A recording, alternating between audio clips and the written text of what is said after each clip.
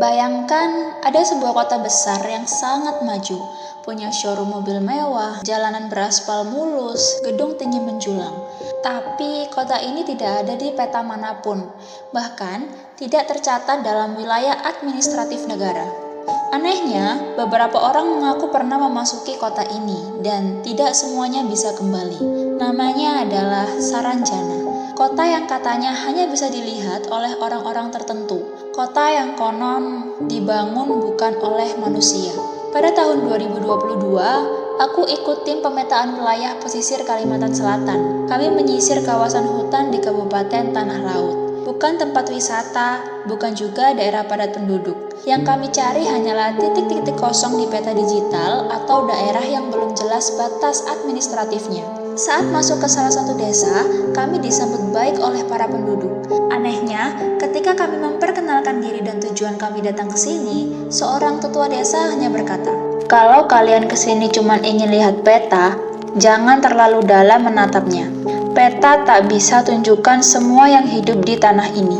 Aku bingung, kupikir itu hanya bahasa kiasan orang tua. Sampai suatu malam, aku menyadari mungkin kalimat itu bukan peringatan biasa. Waktu terus berjalan sampai menunjukkan pukul 2 dini hari. Teman-teman satu tendaku pergi membeli bahan bakar ke desa terdekat. Aku tinggal sendirian mengisi data GPS di laptopku. Tiba-tiba, aku mendengar suara aneh, bukan motor, bukan truk, seperti suara dari mesin mobil sport. Sangat mustahil kendaraan mewah bisa masuk ke sini, karena akses jalan tempat kami berada hanya terbuat dari tanah merah penuh kerikil. Mobil biasa aja bisa terperosok, tapi suaranya terdengar sangat jelas, melaju cepat, lalu berhenti mendadak. Aku memutuskan untuk keluar dari tenda dengan senter. Tapi saat aku keluar, aku tidak melihat sesuatu yang aku harapkan. Tempat itu kosong, tidak ada mobil, tidak ada lampu. Tapi aku mencium sesuatu, aroma parfum mahal dan bensin premium yang kuat sekali. Aku merasa ada yang mengawasiku saat itu. Tapi saat kuterangi sekeliling dengan senter, hanya ada pohon dan semak yang kulihat. Lalu suara lain terdengar. Kali ini adalah suara wanita yang sangat pelan tapi jelas memanggil. "Kamu mencari Saranjana?" Aku terdiam. Suara itu tak berasal dari satu arah, tapi menyelimuti udara malam seperti kabut. Keesokan paginya, aku menceritakan kejadian semalam ke salah satu pemuda desa. Dia menunduk dan hanya berkata, "Kalau kamu sudah dengar namanya, lebih baik jangan jawab, dan lebih baik pura-pura nggak tahu." Aku bertanya lebih lanjut. Akhirnya dia mau menceritakan, tapi dengan suara yang sangat pelan. Dia bilang, Saranjana itu seperti kota kembar yang hidup berdampingan dengan kota manusia. Namun hanya orang-orang terpilih yang bisa tergelincir ke dalamnya. Bisa karena tersesat atau dipanggil. Kota itu punya peradaban yang canggih banget. Gedung-gedung modern, alat berat, bahkan showroom mobil mewah. Konon pernah ada pengiriman alat berat ke kota Saranjana, lengkap dengan bukti transfer dan alamat pengiriman. Tapi tidak ada nama kota itu secara legal. Ini bukan sekedar cerita rakyat. Beberapa tahun lalu ada berita heboh, yaitu pengiriman alat berat dengan tujuan Saranjana, Tanah Laut, Kalimantan Selatan. Vendor menerima pesanan resmi, nama barang, jumlah, dan transfer dana. Tapi ketika dikonfirmasi ke pemerintah daerah, tidak ada proyek sama sekali, dan tidak ada kota bernama Saranjana. Yang lebih menyeramkan, sopir truk yang membawa alat berat itu sempat melihat jalan aspal yang tidak pernah ada di peta. Tiba-tiba aja, jalan itu seperti membuka. Ada gerbang, ada lampu-lampu seperti kota-kota besar. Tapi saat truk kembali ke jalur utama, gerbang itu seketika lenyap. Orang-orang yang mengaku pernah melihat Saranjana menggambarkan dengan sangat jelas. Ada jalan layang, ada lampu merah, ada bangunan megah seperti mall, tapi semuanya sunyi, seperti kota modern tanpa manusia. Dan yang menariknya, katanya orang-orang di kota itu berwajah biasa, bahkan lebih menawan daripada manusia seperti biasanya. Tapi mereka tidak punya bayangan, tidak pernah mengedip, dan tidak pernah menyebut nama mereka.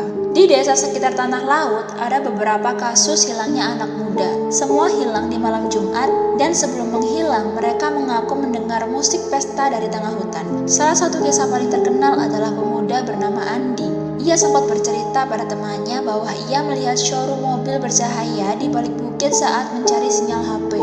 Tapi ketika dicari, bukit itu hanya semak belukar. Keesokan malamnya, Andi tiba-tiba menghilang. Motornya ditemukan di tepi hutan dengan HP yang mati dan tidak ada jejak sama sekali. Beberapa warga percaya ia diterima di Saranjana karena katanya orang yang benar-benar masuk tidak akan bisa pulang kecuali kota itu mengizinkan. Ada banyak versi tentang cara masuk ke Saranjana.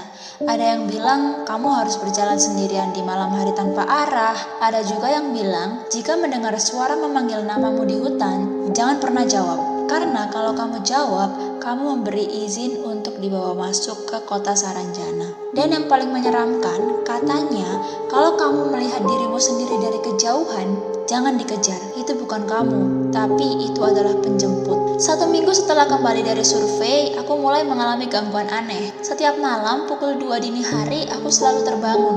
Dan di jendela kamarku ada cahaya samar seperti lampu jalanan kota. Padahal aku tinggal di daerah perbukitan, tidak ada jalan raya dekat rumahku. Aku juga mulai mencium aroma parfum itu lagi. Dan setiap kali aku menutup mata, aku seperti mendengar bisikan halus. Kota ini belum kau lihat sepenuhnya. Aku sempat mimpi masuk ke kota besar yang sangat sunyi. Tidak ada orang, tapi semua toko terbuka, jalanan bersih, dan ada spanduk besar bertuliskan "Selamat datang di Saranjana. Tapi kami tidak pernah memanggilmu." Mimpi itu terus berulang, bahkan lebih jelas setiap malamnya. Sampai suatu malam, aku tak bisa membedakan lagi apakah aku sedang bermimpi atau sudah berada di sana. Di tengah mimpi itu, aku melihat diriku sendiri, tapi itu bukan aku. Sosok itu berdiri di seberang jalan, menatapku dengan senyum yang sama persis seperti wajahku. Ia mengangkat tangan, memberi isyarat agar aku mendekat. Aku berjalan pelan ke arahnya, tapi langkahku terasa berat. Setiap aku mendekat, dia mundur. Hingga akhirnya kami berdiri berhadapan di tengah jalanan yang sepi. Lalu dia berkata, "Kamu seharusnya tidak kembali karena kamu milik kami." Aku terbangun dengan tubuh gemetar dan keringat dingin. Tapi anehnya, di tangan kananku ada bekas goresan, seperti bekas dicengkeram. Beberapa peneliti mistis menyebut Saranjana sebagai kota dimensi paralel. Ada yang percaya itu adalah kerajaan jin. Ada pula yang menyebutnya sebagai ilusi kolektif, tempat yang lahir dari kepercayaan bersama dan menjadi nyata bagi mereka yang mempercayai cukup dalam. Namun ada satu hal yang pasti, mereka yang pernah melihatnya tak pernah benar-benar sama, karena mereka membawa pulang sesuatu, bahkan jika hanya dalam ingatan. Dan ada yang bilang, jika kau terlalu sering memikirkannya, kota itu akan mendekat. Ia akan muncul dalam bentuk yang paling sesuai untuk memanggilmu. Sampai hari ini, Saranjana masih jadi misteri. Dicari, tapi tak pernah ditemukan. Disebut, tapi tak pernah dijelaskan. Dan jika suatu malam kamu tersesat di Kalimantan Selatan dan melihat cahaya kota yang tak ada di peta, jangan dekati, jangan jawab, dan jangan masuk. Karena Saranjana tidak suka dikunjungi tanpa undangan. Dan jika kamu mendengar suara yang memanggil namamu dari dalam kabut, jangan pernah menoleh, karena mungkin kamu sedang melihat dirimu yang lain.